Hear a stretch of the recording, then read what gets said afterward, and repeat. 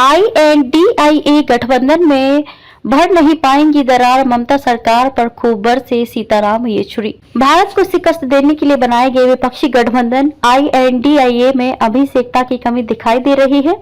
एक तरफ ये पार्टियां लोकसभा चुनाव में साथ मिलकर चुनाव लड़ने की बात करती हैं, तो दूसरी तरफ राज्यों में आपस में ही खींचतान में लगी हैं।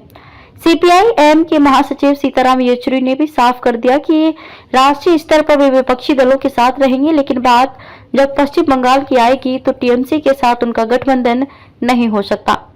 हावड़ा में हुई पार्टी की पश्चिम बंगाल समिति की बैठक के बाद के सीताराम येचुरी ने कहा, आज हमारा राजनीतिक और वैचारिक प्रोजेक्ट यही है कि सेक्युलर और लोकतांत्रिक सिद्धांतों की रक्षा की जाए और बेहतर भविष्य बनाया जाए।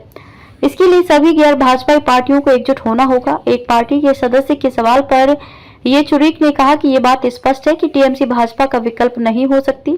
हमें केवल देश और यहाँ के लोगों को बचाने के बारे में विचार करना है। हमें भाजपा को राज्य और केंद्र की सत्ता से हटाना है। उन्होंने कहा कि TMC ने भाजपा की अगुवाई वाले NDA के साथ भी समझौता किया था, इसलिए आज ये स्थिति आ गई है। भाजपा और RSS पर अटैक करते हुए येचुरी ने कहा कि आप सामाजिक ढांचे पर हमला करते हैं, एक झूठे तंत्र में विश्वास करने के लिए बाध्य करते हैं। अंतर आस्था की वजह से ही फांसीवाद पैदा होता है। हालांकि उनको केवल उसी चीज की जरूरत है, वे लोगों का ध्यान बांटना चाहते हैं। हमें पता है कि दक्षिण पंथियों ने इस तरह का माहौल लोगों को गुमराह करने के लिए पैदा किया है।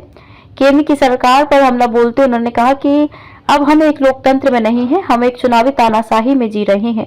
अमृत गलत हाथों में चला गया है, हम सबको वह अमृत लाना है। देश की जनता के हित के लिए यही आज भारत के लोगों का सबसे बड़ा कर्तव्य है। TMC पर लगे भ्रष्टाचार के आरोपों को लेकर येचुरी ने कहा कि पश्चिम बंगाल की मौजूदा सरकार लोकतंत्र विरोधी है, इसने लोकतांत्रिक चुनावों के पूरे तंत्र को खराब कर दिया है।